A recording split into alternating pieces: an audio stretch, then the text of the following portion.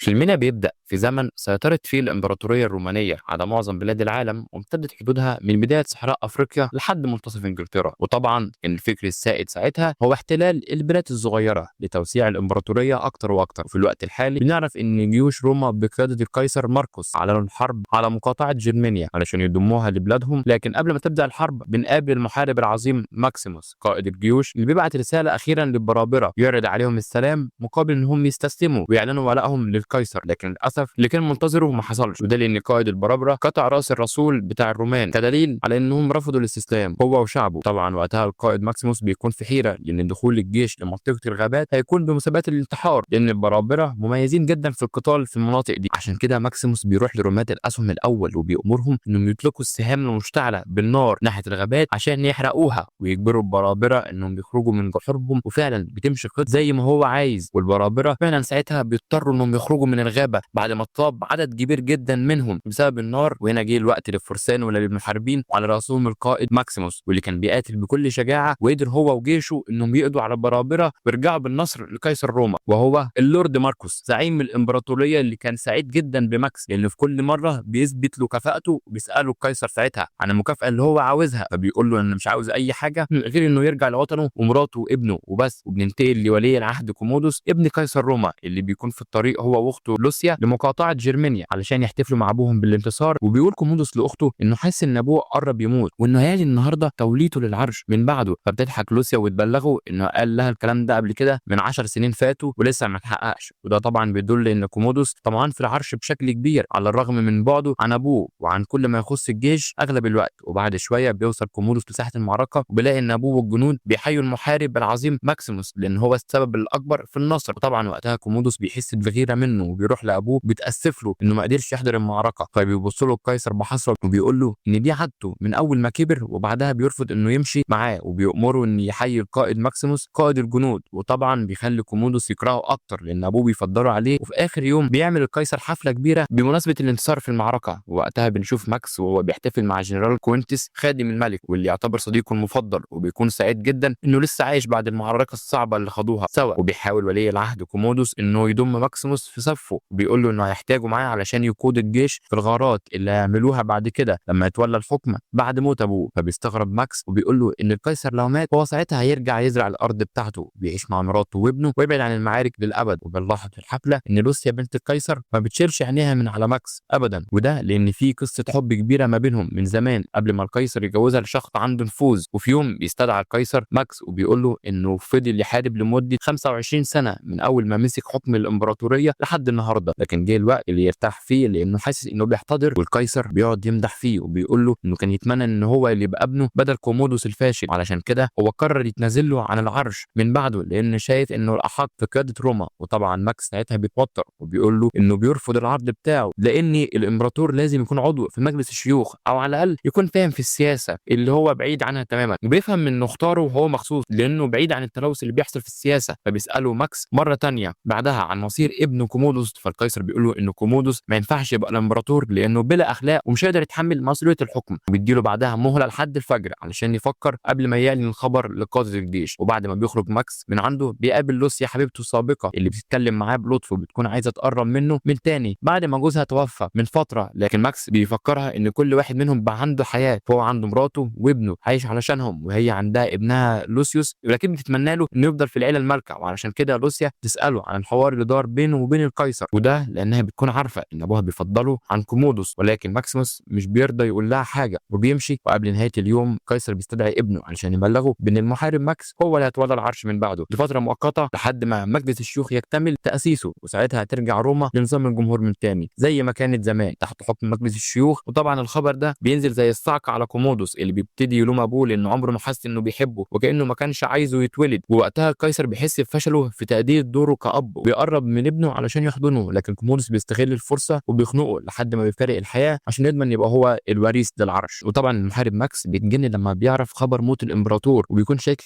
انه ما ماتش موته طبيعيه، وبيتاكد وبيدقق بالعلامات اللي على رقبته، وخصوصا لما بيعرف ان مفيش حد كان معاه في الاوضه قبل ما يموت غير ابنه اللي اكيد قرر انه يغتاله طبعا علشان العرش. وكمان اخته لوسيا كانت عارفه ان كومودوس هو اللي قتل ابوها، وده اللي خلاها تضربه بالقلم لما الجنود خرجوا من الاوضه. لكنها على الرغم من كده قدمت له فروض الولاء والطاعه وباست ايده لانها كانت عايزه تفضل في العيله المالكه بدل ما تبقى خادمه لماكس لو كان مسك الحكم بدل اخوها. اما بالنسبه لماكس فبيقرر انه ما يقدمش فروض الولاء والطاعه للامبراطور الجديد كومودوس، وبيسيبه ويروح غرفته علشان يبتدي الزي الخاص بيه، وده لانه عايز يروح يقابل اعضاء مجلس الشيوخ ويبلغهم بالحقيقه. لكن للاسف كومودوس بيكون اذكى واسرع منه بخطوه وبيامر الحراس باعدامه بتهمه الخيانه. فبيستسلم ماكسيموس للامر الواقع وبيطلب من قائد الحرس وصديقه كوينتس انه ياخد باله من مراته وابنه، ولكن كوينتس بيصدمه بان الملك بعت لهم مجموعه من الحراس علشان يخلصوا عليهم هم كمان، وساعتها بيتحطم ماكس نفسيا ويبتدي يفكر في طريقه للهروب عشان ينقذهم. وبعد شويه بياخدوه الحراس الغابه عشان يموتوه، وفي الوقت ده بيطلب منهم ماكس انهم يعدموه بطريقه الجندي الشريف واللي المفروض بيتم من الظهر علشان الجندي ما يشوفش السيف وهو بينهي حياته. نعرف بعدها ان ماكس قال كده علشان يقدر يشد السيف من الحارس، وبعدها بتدور معركه ما بينهم كبيره واللي بيقدر ماكس فيها انه يخلص على كل الجنود اللي في الغابه وبيحرر نفسه، وعلى الرغم انه اتعور واتصاب اصابه كبيره في كتفه الا انه ما فكرش مرتين في انه يتحرك باقصى سرعه ممكنه وياخد حصانه علشان يحاول يلحق عيلته، وده نتج عنه حرقهم لمراته وابنه وهم عايشين. طبعا الصدمه الكبيره دي والنزيف اللي عنده كان ليه تاثير كبير جدا اللي ما قدرش يستحمل وفقد الوعي من شده الالم. وبعد فتره بيعدي عليه مجموعه من المرتزقه اللي بيحبسوه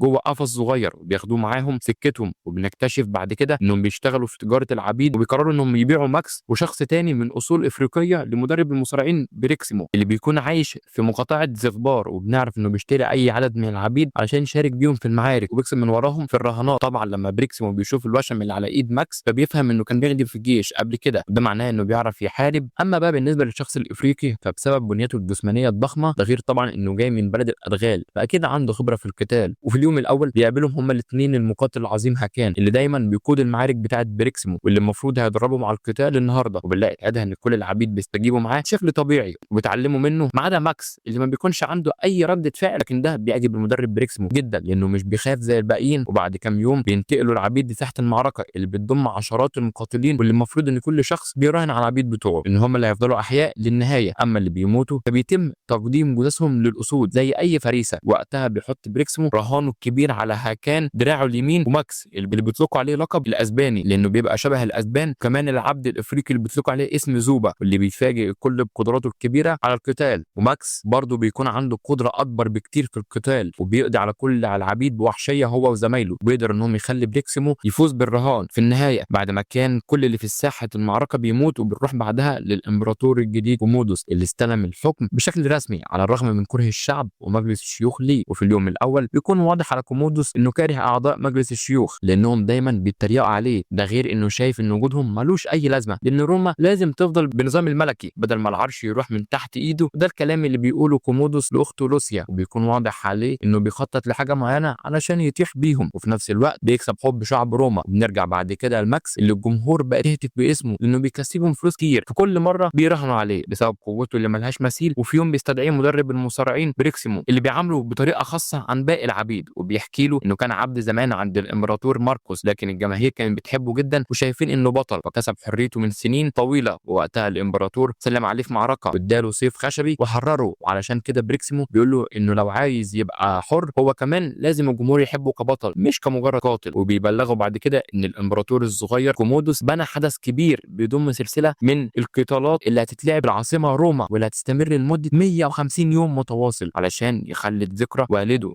وعلشان كمان حاجه تشد الشعب وتجذب انتباههم علشان ما يركزوش في اخطائه في الحكم. وطبعا دي فرصه عظيمه ليهم انهم يشاركوا في القتال ده علشان كل واحد منهم يفوز باللي هو عاوزه. وبالنسبه لماكسيموس فبيوافق طبعا من غير تفكير عشان يعرف ياخد طاره من كومودوس. وفي الوقت ده بيروح الامبراطور كومودوس لاخته وبيبلغها انه جه الوقت انه يستغل حب الشعب ليه بعد الحدث الكبير اللي اسسه علشان يحل مجلس الشيوخ بدل ما يركزوا على اخطائه كل شويه لانه عنده طموحات كبيره مش هيقدر ينفذها بوجودهم. لكن اخته لوسيا بتقول له انه لازم ياجل تنفيذ الخطه دي لحد ما يكتسب حب الشعب ليه اكتر بدل ما يعملوا انقلاب عليه. لكن بعد شويه بنكتشف ان لوسيا بتكون متعاونه مع مجلس الشيوخ بتبلغهم باللي بيحصل اول باول لانها بتخطط بالاضاحه بكومودوس علشان ابنها لوسيوس يتولى العرش من بعده. بتبلغهم لوسيا كمان ان اخوها باع مخزون الحبوب بتاع الشعب علشان ياسس مبنى القتالات اللي عمله وانهم هيدفعوا الثمن بعد سنين من دلوقتي. لما يموتوا من الجوع بسبب اللي عمله. فلوسيا بتقترح عليهم انهم يخلصوا منه قبل ما جنونه يسيطر عليه اكتر من كده ويحل المجلس فعلا، وساعتها هتبقى هي لوحدها. لكن جاجروس رئيس المجلس بيبلغها انهم مش هيقدروا يعملوا كده دلوقتي لان الشعب بقى يحبه، والحل الافضل انهم يطيعوه وينفذوا كل اللي هو عاوزه من غير حتى ما يعترضوا، يستنوا لحد ما يبقى عنده اعداء كتير ساعتها يخلصوا منه. وفي الجهه الثانيه بنكمل مع ماكس اللي بيوصل روما هو وباقي العبيد، وبنلاحظ ان شهرته وصلت لحد روما، بالدليل ان الطفل لوسيوس ابن لوسيا سمع عنه وراح علشان يسلم عليه لانه معجب بالقصص حروبه. بيبلغوا كمان انه هيتفرج عليه النهارده لاول مره في القتال هو وعمه الامبراطور.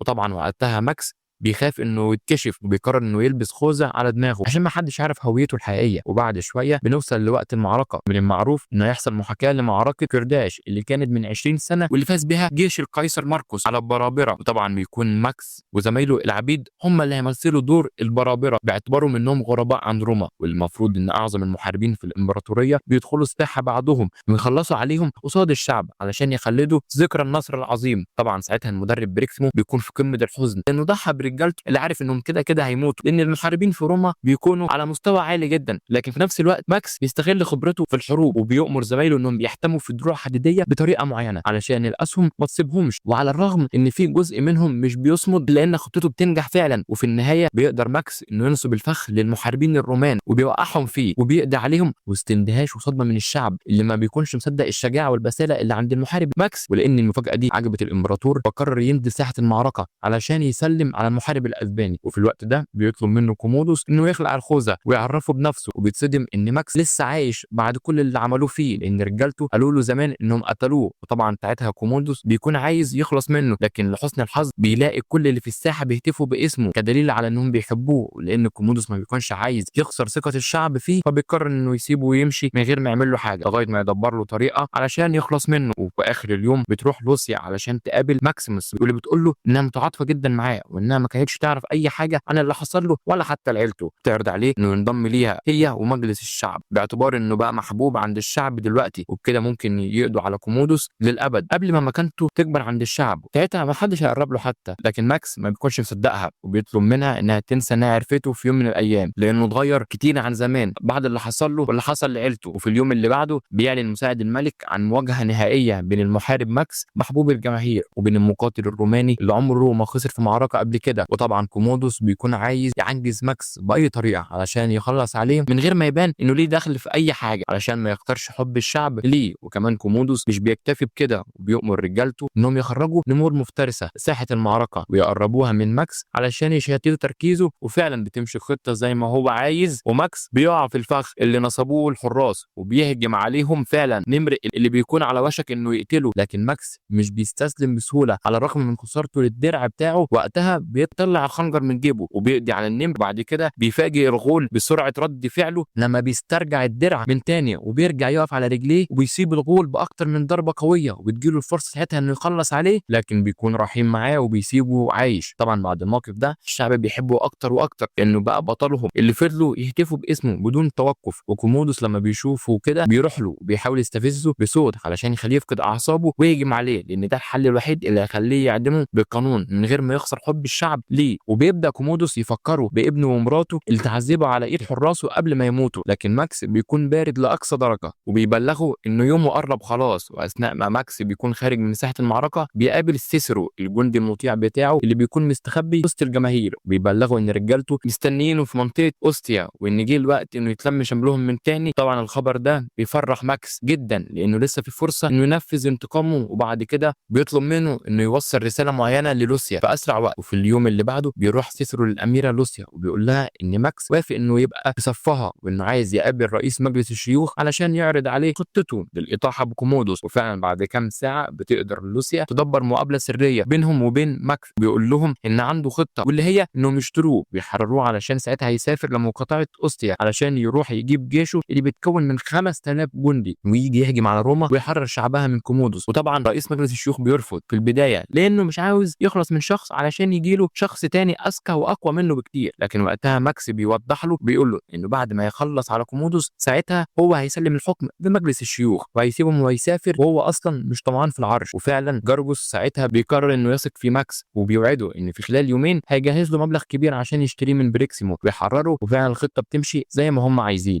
لكن بيتفاجئوا لما المدرب بريكسيمو بيرفض انهم يحرروا ماكس، لانه اساسا مش عايزهم يخلصوا على الامبراطور كومودوس، لان هو اللي خلاه غني دلوقتي. وعلشان بريكسيمو يثبت ولاء لكومودوس بيبعت له رساله فيها بكل اللي عرفه وقتها، وبيؤمر الامبراطور بالقبض على رئيس مجلس الشيوخ بتهمه الخيانه. وبعد كده كومودوس بيستدعي اخته بيواجهها باللي عرفه، لكنها بتنكر ان ليها صله برئيس مجلس الشيوخ اصلا، وفعلا بيصدقها لانه بيحبها. وفي اخر اليوم بتقدر لوسيا انها تقنع المدرب بريكسيمو بتحرير ماكس بالليل، والمره دي فعلا بيصدقها ماكسيموس من كل قلبه لما بيعرف انها عملت كل ده علشانه، وبيوعدها انه مش هيخذلها. وعلى الرغم ان الخطه بتكون ذكيه وحلوه فعلا، لكن اللي ما بيكونش عاملين حسابه هو لوسيوس، طفل صغير ابن روسيا اللي بيغلط صاب عمه الامبراطور، وبيبلغه انه سمع امه بتقول انها لسه بتحب ماكس لحد دلوقتي، وان هو اللي هينقذ روما وشعبها. وفي الوقت ده بيفقد كومودوس السيطره على اعصابه، وبعدها بيقعد هو ولوسيوس ويستنوها لحد ما تيجي، ويهددها بطريقه غير مباشره بانه يخلص على ابنها. فساعتها فعلا لوسيا بتقرر انها تحكي له على كل حاجه علشان تضمن سلامه ابنها. في الاخر بنشوف ماكس وهو بيجهز نفسه علشان يهرب من غير ما حد يشوفه، لكنه بيتفاجئ بوصول حراس الملك، فبيفهم ان خطته اتكشفت. وبيقرر بريكسيمو ساعتها انه يضحي بحياته علشان ينقذ روما، وبيرفض انه يفتح للحراس البوابه علشان يكسب وقت. وبيروح بعدها لماكس بيسلمه مفتاح البوابه الخلفيه، وبيعرفوا ان عمل كده علشان مصلحه روما. وما بيعديش وقت كتير والحراس بيعرفوا يحموا المقر كله، وبيخلصوا على اغلب العبيد بما فيهم المقاتل الشجاع هاكان، وكمان بيخلصوا على مدربه بريكسيمو. وفي الناحيه الثانيه بيقابل ماكس صديقه سيسرو عند البوابه الخلفيه، لكنه بيتفاجئ ان الجنود عملوا فخ علشان يقبضوا عليه، ويخلصوا على صديقه سيسرو بدم بارد. وبعد ما خطه كومودوس بتتنفذ بكل نجاح بيروح لاخته وبيقول لها ان هو اللي هيربي ابنها لوسيوس بمعرفته، وبيجبرها انها تطيع اوامره. وفي اليوم اللي بعده بيتقدم ماكس لساحه المعركه، وبيقابل كومودوس قبل ما يخرج من الزنزانه، واللي بيبلغه انه مش هيقتله في الخفا علشان ما يعملش منه اسطوره للشعب، لكنه هيواجهه النهارده في قتال مفتوح علشان يكون عبره لاي حد يتحداه. طبعا ساعتها ماكس بيضحك لانه بيكون فاكر انه هيبقى قتال نزيه، وبالتالي هو اكيد هيتفوق عليه، لكن كومودوس بيطعنه بالسكينه في بطنه، وبكده القتال هيكون اسهل بالنسبه له علشان يقضي عليه بطريقه نزيهه، في نفس الوقت يخلي الشعب يحبه اكتر واكتر. على الرغم ان ماكس ساعتها فعلا بيكون بيحتضر، لكن برضه بيجمع كل قوته وبيقاتله بشجاعه لحد اخر لحظه في حياته. اما بالنسبه لكومودوس فبيفضل يتحرك كل شويه من مكان لتاني عشان يخليه يتعب اكتر لحد ما يخلص عليه، لكن العكس تماما هو اللي بيحصل، وده لان ماكس بيقدر يوقع السيف بتاع كومودوس. ووقتها كومودوس بيطلب من جنوده انهم يدوا له سيف، لكن الجنرال كوينتس بيرفض، وبيأمر كل الحراس انهم يحتفظوا باسلحتهم علشان يبقى القتال نزيه قدام الشعب. وهنا بيقرر ماكس انه يتنازل عن سلاحه هو كمان، وبيروح يقاتل كومودوس بايده، وبيقدر فعلا في النهايه انه يخلص عليه وسط صدمه كل الشعب اللي في الساحه، واللي ما بيكونوش مصدقين ان الملك مات. وفي الوقت ده بيشوف ماكس مراته وابنه وخياله وهما ماشيين قصاده، بنعرف ساعتها انه خلاص على وشك الموت. لكن قبل ده ما يحصل ماكس بيأمر الجنرال كوينتس انه يحرر زمايله والعبيد ويسلم الحكم لمجلس الشيوخ، يعني دي كانت امنيه الامبراطور الكبير ماركوس قبل ما يموت، واللي تلميذه النجيب ماكسيموس بينضم ليه بعد ما بيفارق الحياه وسط بكاء حبيبته لوسيا عليه، واللي بتؤمر الحراس انهم يدفنوه في ساحه المعركه، بيعملوا له جنازه تليق بيه على الرغم من اتجاهه التام لكومودوس وهو ميت في الساحه. وينتهي فيلمنا.